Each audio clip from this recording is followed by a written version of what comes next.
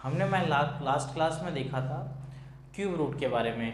आज हम देखते हैं क्वाड्रेटिक इक्वेशन के बारे में। आई होप जो हमारी लास्ट क्लास थी क्यूब रूट एंड उसके पहले थी हमारी स्क्वायर रूट वाली, तो आपको वो समझ आ गई होगी आसानी से। आज हम देखते हैं क्वाड्रेटिक इक्वेशन, जो है हमारी हिंदी में बोले तो हम द्विघात समीकरण। अब क्वाड्रेटिक इक्वेशन होती क्या है, हम लिखते हैं x square plus b x plus c. ये हमारी क्वाड्रेटिक इक्वेशन है। इसमें हमें x की पावर 2 दी हुई है, जो यहाँ पर भी लिखी हुई है द्विघात, मतलब जो पावर होगी वो 2 होगी।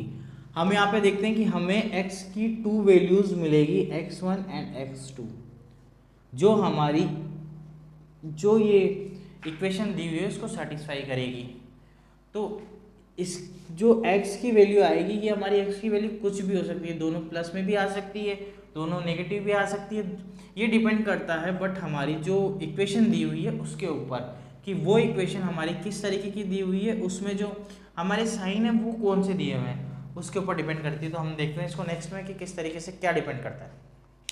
हमने इक्वेशन देखी थी जो हमें क्वाड्रेटिक इक्वेशन थी, जो उस इक्वेशन के हमने देखा कि हमारी जो x की वैल्यू है वो 2 वैल्यूज़ आएगी, जो पर्टिकुलर जो 2 वैल्यूज़ होगी वो उस जो हमें इक्वेशन दी हुई है उसको सेटिस्फाई करेगी। और हम देखते हैं कि यहाँ पे किस तरीके से क्या क्या हो सकता है। अगर हमारा यहाँ पे b पॉजिटिव एंड c की वैल्यू जो है दोनों पॉजिटिव मिलती है, तो हमारी जो इक्वेशन होगी वो पूरी हमारी पॉजिटिव होगी, x square plus b x plus c equal to 0। तो हम जब इस इक्वेशन को सोल्व करेंगे, इक्वेशन को जब हम सोल्व करते हैं तो हमें x1 की वैल्यू मिलती है नेगेटिव एंड x2 की वैल्यू भी नेगेटिव, यानी कि हमें जो 2 वैल्यू मिलेगी वो दोनों वैल्यू हमारी नेगेटिव होगी। देन हम सेकंड देखते हैं, b की वैल्यू हमें -1 मिलती है, c की वैल्यू भी मतलब b की वैल्यू नेगेटिव होती है, c की वैल्यू भी हमारी नेगेटिव होती है। तो हम देखते हैं x square minus b x minus c equal to 0 हमारी जो इक्वेशन बनेगी, उस इक्वेशन को जब हम सोल्व करेंगे तो उससे हमें जो 2 वैल्यू मिलेगी वो हमारी एक तो होगी पॉजिटिव, एक होगी नेगेटिव। और जो हमारी जो पॉजिटिव वाली होगी वो हमारी जो वैल्यू होगी वो इससे हमेशा बड़ी होगी। अगर x1 की वैल्यू हमारी बड़ी है, बड़ी पॉजिटिव है क्योंकि, तो हमारी वैल्यू बड़ी होगी। यहाँ पे नेगेटिव है x2 की वैल्यू, तो ये छोटी होगी, तो इसका मतलब x1 की वैल्यू हमेशा x2 से बड़ी होगी। या अगर हमारी ये भी हो सकता है कि इसको x उल्टा करके भी लिख दे तो कोई दिक्कत नहीं है, बट इसमें ये है कि जो हमारी x1 की वैल्यू x2 से बड़ी होगी। अब हम थर्ड देखते हैं, b equal to positive, c equal to negative होता है, तो इसका होता है x square plus b x minus c equal to 0। तो हमें जो 2 वैल्यूज मिलेगी उसमें एक तो फर्स्ट वाली तो होगी हमारी नेगेटिव, सेकंड वाली होगी हमारी पॉजिटिव। तो इसका मतलब x1 हमेशा लेस देन होगा x2 से इसके अंदर, और इसके अंदर हमारा x1 है जो हमेशा ग्रेटर देन होगा x2 से। तो हमने जो यहाँ पे दोनों कंडीशन देखी थी कि हमारा जो प्लस इधर भी हो सकता है माइनस इधर भी हो सकता है, वो हमारी इस वाली कंडीशन में आता है वो वाली चीज़। तो x1 हमेशा लेस देन होगा x2 से। हमारी लास्ट वाले में देखते हैं, b की वैल्यू हमें मिलती है नेगेटिव, c की वैल्यू मिलती है हमें पॉजिटिव, तो हम लिखते हैं x square minus b x plus c equal to 0। तो जो हमारी दोनों वैल्यूज मिलेगी, दोनों वैल्यूज हमारी पॉजिटिव वैल्यूज होगी, तो दोनों वैल्यूज हमारी पॉजिटिव मिलेगी इसके अंदर। तो इस तरीके से हम देखते हैं, यदि उसका हमने यहाँ पे एक बोले तो सार पूरा जो हमने उसका लिख लिया है यहाँ पे, b एंड c हमारी जो इक्वेशन होती है x square plus b x plus c equal to 0।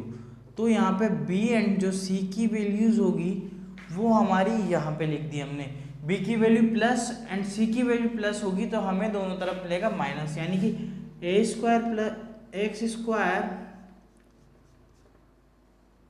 Square plus b x plus c equal to 0। अगर ये वाली इक्वेशन हमें मिलती है दोनों जगह प्लस, b की वैल्यू भी प्लस, c की वैल्यू भी प्लस, तब हमारा जो यहाँ पे कोफिशिएंट आएगा x1 एंड x2, तो वो हमारा दोनों नेगेटिव में मिलेगा। ओके, हम नेक्स्ट लेते हैं b की वैल्यू, हम लेते हैं positive, x square plus b x minus c, यहाँ पे c की वैल्यू नेगेटिव है।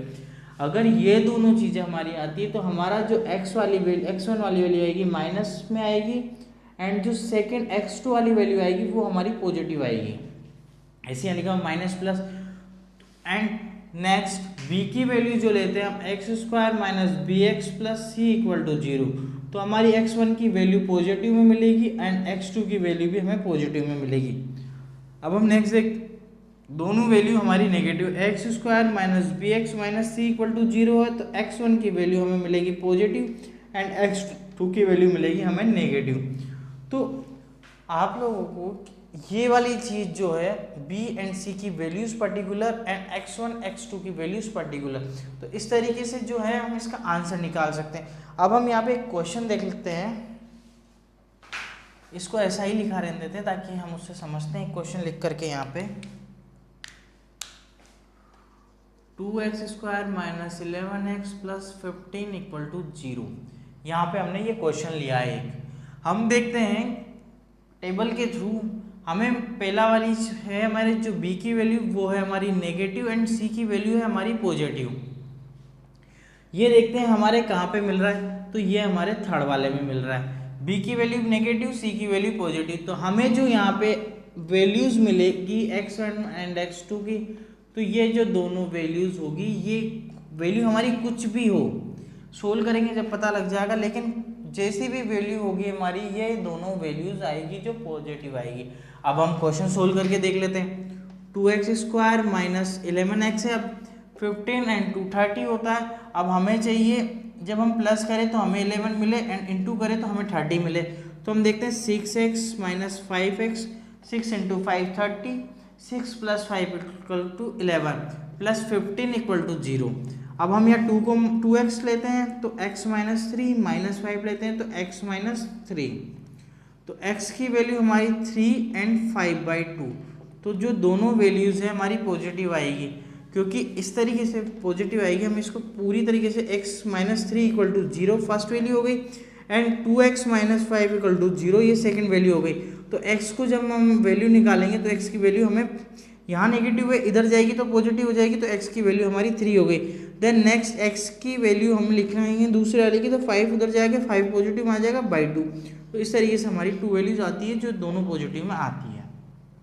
आपने देखा माइनस प्लस होगा तो प्लस प्लस होगा, इस तरीके से हम इसको सोल्व करते हैं। बट हमें जो एग्जाम में दी हुई रहती है तो x, एक तो x की फॉर्म में दी हुई होती है, एक y की फॉर्म में दी हुई होती है। 2x square minus 11x minus 15 दी हुई है, मान लो हमारे पास एक वैल्यू ये है। तो हम देखते हैं दोनों तरफ हमारे जो माइनस आ रहा है, तो हमारा उसके एक वैल्यू प्लस में एक वैल्यू हमारी माइनस में आएगी। या हम एक काम करते हैं, दोनों तरफ प्लस करके देख लेते हैं। 2x square plus 11x plus 15 equal to 0 दिया हुआ है। अब हमें पता है दोनों b की वैल्यू भी पॉजिटिव है, c की वैल्यू भी पॉजिटिव है, तो हमारे जो कोफिशिएंट आएंगे x1 एंड x2 तो दोनों हमारे नेगेटिव में आएंगे। तो हमारी दोनों नेगेटिव में आएंगे। हम यहाँ देख रहे हैं हमारी दोनों वैल्यू जो है हमारी पॉजिटिव में आ रही है, तो इसलिए हम यहाँ पे डायरेक्ट लिख सकते हैं x ग्रेटर देन y। इस तरीके से हम इन क्वेश्चंस को सोल्व करते हैं। हमें जो क्वेश्चन में दिया हुआ होता है उसमें ये दिया हुआ है या तो x greater than y, x less than y, x greater than equal to y, y greater than equal to x, या फिर x इक्वल टू y और नॉट। इस तरीके से हमें क्वेश्चन में दिया हुआ होता है। तो हमें ओनली x एंड y की वैल्यू से कोई मतलब नहीं, हमें बस ये पता करना है कि इनमें से कौन सा greater than and less than है। तो हम यहाँ देखते हैं, यहाँ हमें b की वैल्यू मिलती है नेगेटिव, b की वैल्यू मिलती है हमें नेगेटिव एंड c की वैल्यू मिलती है हमें यहाँ पॉजिटिव। हमें पता है जब हमारा नेगेटिव एंड पॉजिटिव मिलता है तो हमारी जो दोनों वैल्यूज आती है वो आती है हमारी पॉजिटिव। ओके, हमने y की वैल्यू में देखते हैं, यहाँ हमें दिया हुआ है पॉजिटिव b की वैल्यू एंड c की वैल्यू भी हमें दी हुई है पॉजिटिव। जब हम इसको सोल्व करते हैं तो हमने जो हमारी टेबल देखी थी उस टेबल के अनुसार प्लस प्लस होगा, तो हमारी दोनों जो वैल्यूज होगी दोनों वैल्यूज हमारी नेगेटिव होगी। हम इन दोनों में कंपेयर करते हैं तो प्लस माइनस तो प्लस वाला बड़ा होगा, वापस प्लस माइनस तो प्लस वाला बड़ा होगा, इसको वापस हम सेकंड से करते हैं तो वापस वहाँ माइनस है तो ये बड़ा होगा, यानी कि हमारा x ग्रेटर देन y होगा। हमें क्वेश्चन सोल्व करने की जरूरत नहीं पड़ी, हम डायरेक्ट ही इसको यहाँ से सोल्व कर इस तरीके से आंसर निकाल सकते हैं। इससे हमारा क्या क्वेश्चन जल्दी हो जाता है। अब हम नेक्स्ट देखते हैं 5x प्लस 3x माइनस 14।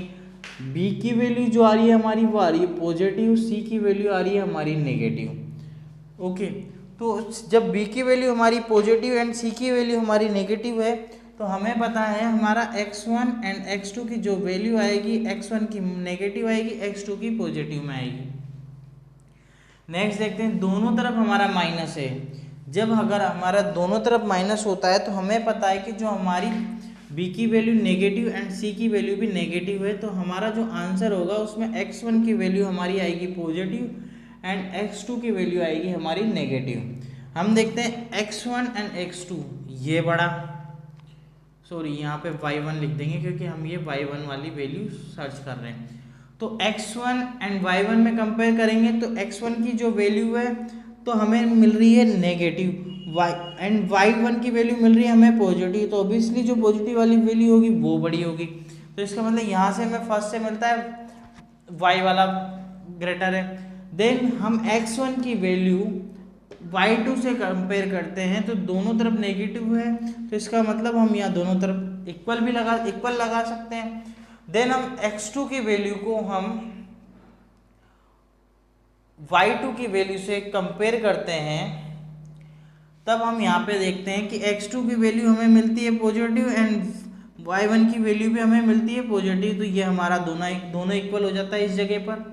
तो वापस हम बोल सकते हैं यहाँ तक कि हमारा greater than less than equal to हो सकता है। बट अभी हमारे पास लास्ट एक और थिंग, x2 को y2 से भी हमें चेक करना है। जब हम x2 को y2 से चेक करते हैं तो हम यहाँ पे देखते हैं कि जो हमारा x2 वाली वैल्यू है वो y2 वाली वैल्यू से बड़ी है, क्योंकि x2 वाली वैल्यू पॉजिटिव है एंड y2 वाली नेगेटिव है, तो इसलिए हमारा x2 वाला तो इससे हम बोल सकते हैं कि जो हमारा इसमें कुछ हम कह नहीं सकते या नॉट डिटरमाइन।